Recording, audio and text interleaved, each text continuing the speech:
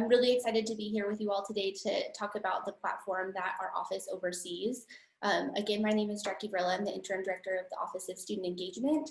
Our office oversees a lot of the things that are outside of the classroom, so all of those engagement experiences students can take up, and Coyote Connection is kind of the platform for all of that information outside of our website and outside of Instagram or Facebook. And so I figure today I'll do a little live demonstration of what Coyote Connection looks like on the student side of things, and how students can discover information on student organizations and campus departments and colleges as well. So I'm going to go ahead and share my screen, and I will show you how to navigate to Coyote Connection. Hopefully folks can see that.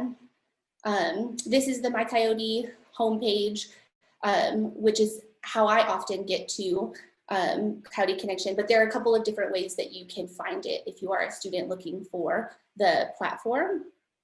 This banner, thank you ITS, we are so appreciative of you for this.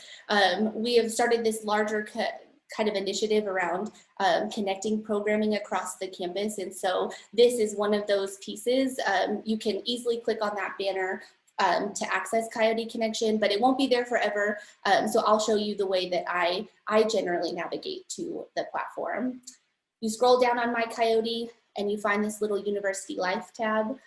You click on that, and then you'll see our wonderful partners in alumni engagement. They have their Coyote network, which is really great for mentorship opportunities with alumni from CSUSB. But that one isn't what we're talking about today. We're going to talk about Coyote Connection. And this is the button you will click to access the platform. When you log in, you will see this landing page. For someone who has never logged in, there will be a couple of questions that prompt you to create your profile. Pretty simple things, nothing too intense, but it doesn't appear on my screen since I'm in here so often. But don't be alarmed the first time you sign in if it asks you to complete a couple of questions, answer a couple of things for your profile. Additionally, when you log in for the first time, you may not have any memberships, and that's okay too. I've been here for quite some time, so you see I have a couple of different ones, but there are definitely ways to get those memberships on your page, on your front portal, and I will walk through that today. But eventually, I'm hoping that you'll see lots of memberships the next time you sign in to Coyote Connection. A student who is interested in looking for organizations or events can utilize this search bar at the top, which has some pretty interesting features. Not only can you search for very specific things that you're looking for, like perhaps my office, the Office of Student Engagement, you can also search for keywords or niches that you are interested in. So I always use the example leadership. And when you type that into the search bar, you'll find all things that have associated themselves with leadership. So that could be events at the very top that either have the word leadership in them or are tagged with leadership. Organizations, same piece, either have leadership in the name or have associated themselves with leadership development. And then in addition to that, news articles around campus that may have something to do with leadership. So the search bar is really great because you don't necessarily have to know what you're looking for to be able to search the platform and explore. Outside of that, on this landing page, you will see a couple of different things outside of your memberships. You'll see all of the events that are coming up for the next couple of days, and we'll explore the further event page in a second. But these will be all of the most recent events. So all of these happen today, and you can join them through clicking on the event box. In addition to that, on the landing page, you will see the latest news, which is similar to like a Facebook article or an Instagram post. Offices will generally post information as a review of an event or to remind you that one is coming up. Or they may be able to provide you some information on just interesting tips and tricks to remind you. And I'd like to welcome Dr. Graham too. She's here as well. She's my co-presenter, so she may chime in on a couple of occasions to share some information with you. Hi, Dr. Graham.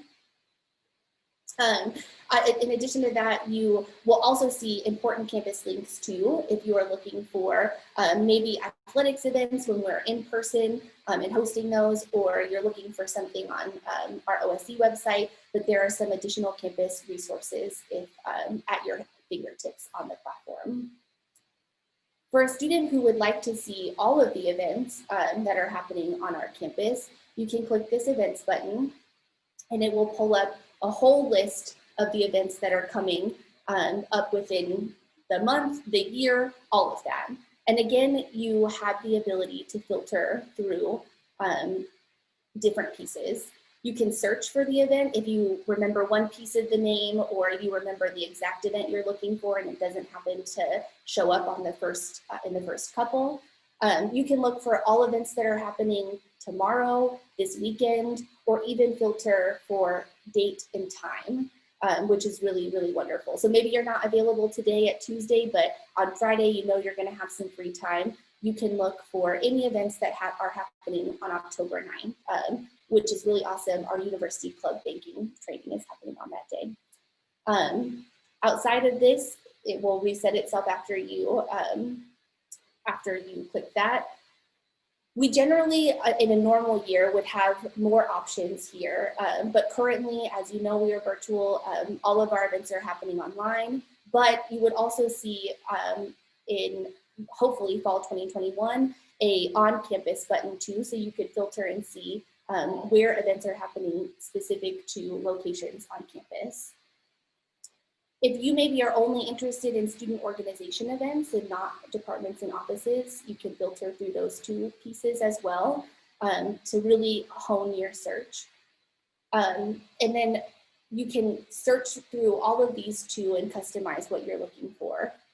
Maybe you're really interested in service events, or you really want to learn something about your culture or another person's culture. You can limit the search through there. In addition to that, categories do the same thing. One of the really cool things is this perks feature. And so maybe you're looking for, in fall 2021, somewhere where we're going to have free food. Well, that is a perk and you can search for those. If maybe you're looking for a little extra credit in your class, you can search for any course or any event that will give you those 1 or 2 extra credit points that you're looking for in your next class. And then, of course, everyone's favorite stuff outside of free food is free stuff. And so you can click this button to understand all of the events that are happening with free stuff. And that could look like maybe a pair of AirPods, but it could also look like some free Scantrons when we are back in person. So there's a lot of customization for an event. I'm going to click on one of them so you can see what it looks like. One of the features in events to remind yourself of it happening is to add it to your Google Calendar or your iCal and Outlook calendar. When you click those buttons, it will automatically add it to your calendar and remind you that it's coming up, so that if you are as organized or as really determined as I am to have my calendar perfect and to know where I'm going every day, please feel free to add the events to your calendar. It will also include always a location and where that online location is. In addition, it will show you a little extra description and those categories again that you can filter and customize. Some events will have an RSVP button included so that you know that it's coming up and they know that you're coming to their event. On occasion, it will look like, yep, I'm attending. Sometimes like this event, it looks like there's a couple more questions that you will have to answer. And that likely will be your Coyote ID and your email address so they can send you important information. But this is what an event looks like on Coyote Connection and how you can find a little bit more information about the event. The next really important piece of Coyote Connection is the organizations button. This is how you find all the organizations that are active on campus, both student organizations and our department pages as well. Again, there's a handy search bar for if you know exactly what you're looking for and you want to type it in there, it'll pull up those that specific organization or those that are similar. You can also select the different branches if you're really only interested in a student organization or you're really only interested in discovering information on the departments and offices. And then of course those categories still exist as well. And so if you click on one of these, it'll pull up any of the organizations that identify under that category. So you can really hone in on finding your home with these filters. You click that reset button and it brings up everyone all over again. One thing that I want to plug as the Office of Student Engagement plug is that we are always accepting new organizations, new student organizations, and that is the same for departments and colleges as well. And this button, when you click register an organization, will take you to the page to create something. You'll see all of the pre-existing organizations in this space, but if you're looking to start your own one, this is where you will click around registering a new student organization or a new college and department page.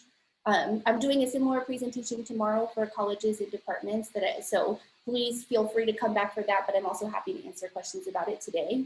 But for a student organization, you need 5 students and a faculty or staff advisor, and then you can create whatever organization you are interested in. I don't think we've ever denied an organization to be created, and we're always hoping that we can add some to our list. So remember this button if you're looking to start something new, but there's also 180 organizations that you can join outside of this. Jackie, there's a question in the chat. For sure. Ruth Howell says, if I'm looking for specifically PDC events or organizations, is there a separate list for that? There is not a separate list for that at this moment. I think that's good feedback for us to potentially create a category that you can just click on that. Currently, they will all exist in the same list. You'll have to be thoughtful about looking at their description or their summary to understand if they're PDC specific. We have about 12 organizations, student organizations that exist at PDC, but for sure the events piece will not. You can't custom filter for PDC at this moment, but that is good feedback for us to create another one. And I don't think it would be that difficult either. No, absolutely, not at all. I think we'll be thoughtful and mindful for our students and our staff there. Was there another question in the chat, Dr. Graham? No, but I'll keep an eye. I appreciate it. So again, that organization list, all of them are there, and we hope that you will add another organization to our list at some point too. There is, when you click on this, on any of our organizations, you will be able to see a longer description of what they do and what their purpose is, in addition to all of the events that they may be hosting. 180 Live has one event that's on here, but for the most part, organizations have had quite a few. They may choose to post their actual meeting dates, but many of them choose to host or to post the larger organization events that they are hosting. But this is a good space. If you know the exact organization you're looking for, you just kind of want to explore a couple of them, you can see what they're hosting, what their purpose is, and get some contact information for them. You do have the ability to join an organization from Coyote Connection. You'll just click this little blue join button. I do want to preface that with saying some organizations have a membership selection process, so clicking that join button may not always mean you're going to automatically be added to their roster, but there is an option on all of our student organizations. You can also click this contact button to send a message to the president or whoever they've designated as their primary contact. So if you have some questions about the organization, you're interested in what they do or the events that they host, and you want to contact them, this is one way to do so right off the platform. We also in the office keep a list of primary contact information for our student organizations, if that's who you are looking for. But you can also contact our office if you're looking for information on a department as well. But those are 2 different ways that you can automatically join an organization or at least get a little bit more information about them. You will, in other pages, will see news articles that they've posted or potential documents that they've posted. It looks like 180 Live just does not have those, but there's additional information that you can find on a page. I will show you what a department page looks like so that you can see. They're not much different, but I want to make sure that you see a little bit more. So I'll plug our Coyote Connection page here. You can see some of the pictures that we posted from the events that we host, a much longer description for our office and what we offer students.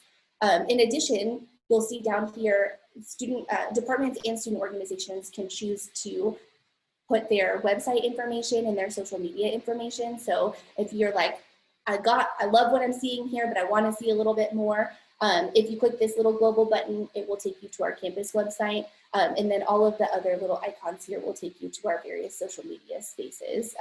Instagram is probably the one that most departments and student organizations will have. That will likely give you the majority of the information. Some of our departments and some student organizations may host important forms here, and that could look like an interest form, but it could also look like a process form for something through the office. You'll see we have a bunch of events that are here as well. Most departments, as we've asked them to put them on Coyote Connection, have done so. So you should see a rainbow of events on all of our department pages. You'll also see those news articles that I was talking about where we pushed out important information to students and documents too. So most of these things you can find on our website, and I'm sure for many of the other departments you could, but we want to make sure that they're in both spaces so you have instant access to that information. Outside of this, this news tab will give you the full list of news articles from our various campus departments and sometimes our student organizations. And again, just another way to promote our events to you all, to give you tips and tricks of important information, and also sometimes just a debrief of an event to make sure that you want to go next time. So this is an important space to check out if you're looking for just information on all of our departments on campus.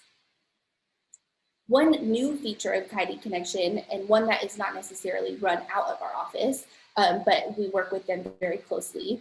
The Office of Community Engagement has a tab here as well, which is the service tab. And so if you're looking to give back to the community in any way, shape, or form, this is one central place for you to find the events that are happening not only on campus, but also in the community. And as you can see, volunteer opportunities all through here.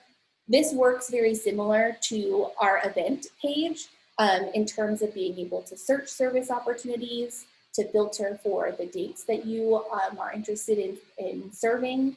It has a really unique feature here around causes. So if there's something you're very interested in, like you really want to work with children in the future, you can filter and find all opportunities that are focused on giving back to children and the youth. In addition to that, you have the ability to filter by skills that you may have or skills that you may want to gain. And you also have the ability to filter through types. I think there may in the future be something around philanthropy, but right now it's really focused on community service and volunteering within the community. Obviously do that at your own risk given COVID, and make sure that the spaces that you are serving with are providing the proper COVID social distancing protocols, and that you're wearing your mask. But these opportunities still exist, and service is needed at this time, probably more than ever. So this is one more way for you to be able to search through different service opportunities on our campus.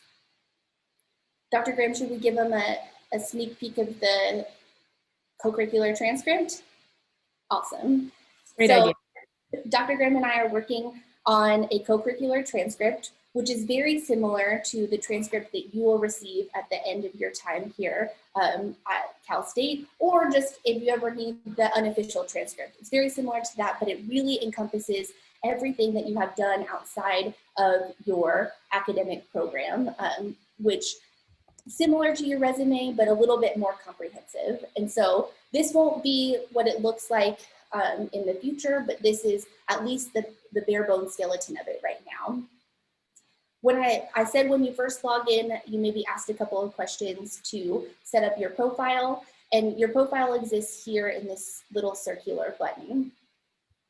You can, there's many things that you can do under here in terms of checking your event history, private, there's the ability to make yourself private around your memberships, the experiences that you might have had. If you have submitted something on the platform, you can go back through here to see those things or edit those submissions. But this is the real selling point for Coyote Connection outside of the ability to receive information quickly. This is the co-curricular transcript. I was not a student here, so mine will look a whole lot different than a student's experience. I wish that I had mine from undergrad because it would look very, very full. That's why I am where I am. I love student affairs and the things that we do for our students. But this will show all of the memberships that you have had, the positions that you have held in either a department as a student assistant or in a student organization as a leader, president, or otherwise, and really share the spaces that you are passionate about on campus. So not only does it highlight your involvement, but it will also highlight those events that you have been at as well, to show employers or potential grad school opportunities what you have done outside of your amazing academic progress, what you have really been interested in and passionate about at the university and the institution. Things I'm missing, Dr. Graham, other plugs that you want to make for the co-curricular transcript? Just want to, mention that a lot of times we use the signature on our email, or, we feel relegated on our resume to keep it to a certain length.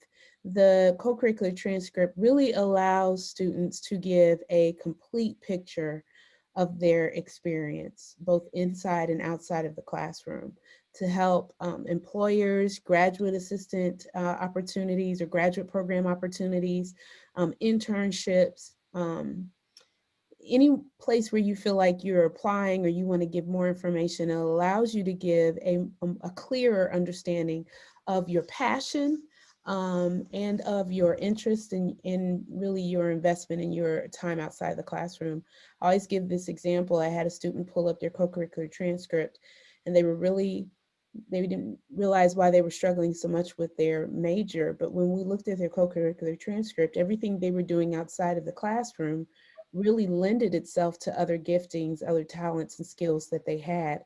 And they reconsidered their major. Now, it may not be your major that you change, but you can think about, is this the right minor that I'm in? How do I brainstorm about incorporating my passions with my major and what I want to do after college? So there's really, this tool is just, it's a gift that can, has lots of things that it will provide both you and those that you would want to send it to.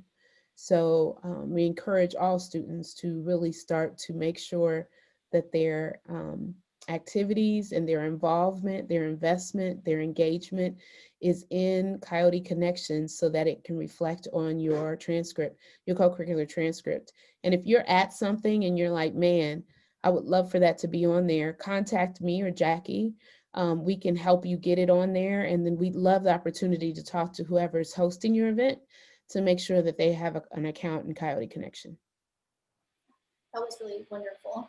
And this co-curricular transcript, like Dr. Graham said, is really customizable too. And so if there are pieces that you're like, oh, I'm not really so interested in showing that, but there are some that you really want to highlight, you have the ability to move those pieces up and down, to show them or to not show them. And so really it can be customized to the exact job you're looking for, the exact graduate program you're interested in applying for.